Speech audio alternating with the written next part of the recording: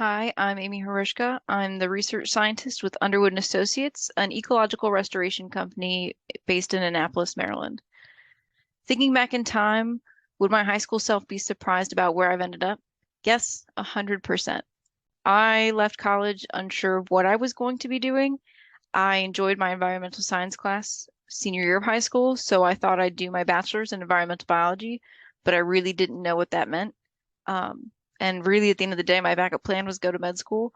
I'm a first generation college student, so I knew college was always in the plan, and I knew it was really important that I find a career that I could sustain myself going forward. What is my day to day like in my job? It's super variable.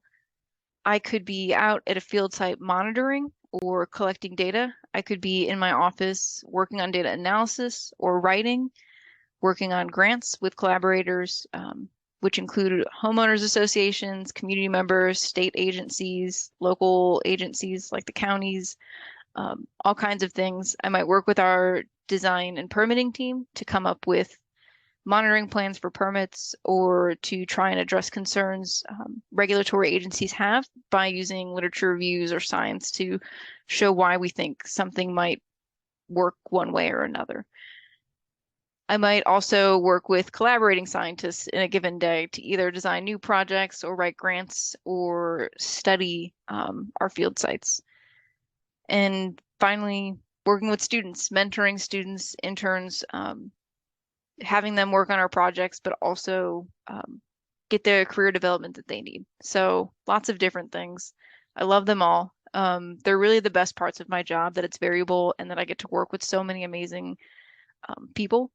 The worst part of my job is how fast things can turn over or how urgent things can come up. Really learning how to prioritize is something that I'm continuing to work on day after day, and I think it only continues as you get further on in your career. So, a little bit of a warning. I don't think that's just my job. I think it's across the board. Any advice that I have for biology majors considering a career in ecology? Always be asking questions. It's a great way to learn more. It's a great way to challenge yourself, to ask questions or to pay attention and focus on those days when you don't want to. It's also a really great way to network. It can seem intimidating sometimes to talk to other people, but introducing yourself and then breaking the ice with something that you're interested or a question is really a great way um, to figure out who does what in the field and to network. And this applies from research scientists to people who work for agencies. We all spend 40 hours a week at least at our jobs, and asking questions related to things that we currently work on or have worked on. It always makes people feel good, but you can see their excitement. And one, I think that's contagious. And then two, I think that really helps um, you understand where things are going and really what the state of the community can be like. The other advice that I have would be to volunteer with graduate students or with state agencies to get experience doing things in labs, in the field, understanding what people's day-to-day jobs might look like. I know volunteering can be hard and it's a huge time commitment. Be on the lookout for short-term contracts, hourly positions or whatnot, where people need help processing data or getting things done. They don't always pay really well, but right now while you're in school, it's a great way to make extra money and also get experience. For those considering not pursuing a career in ecology, but you're in this class and you want to know why, um, it's really important because the environment is all around us. I don't think we're separate from it. I think we all acknowledge that we're not separate from it.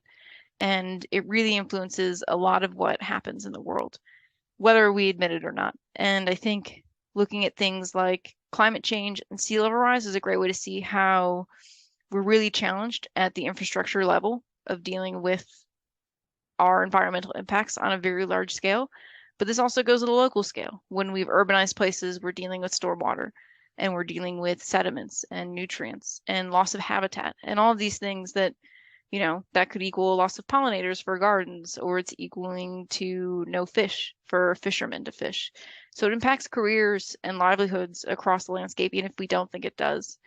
And I'm currently living in that realm. I work at an ecological restoration company, and a lot of the work that we do is dealing with stormwater and shoreline hardening and failing infrastructure.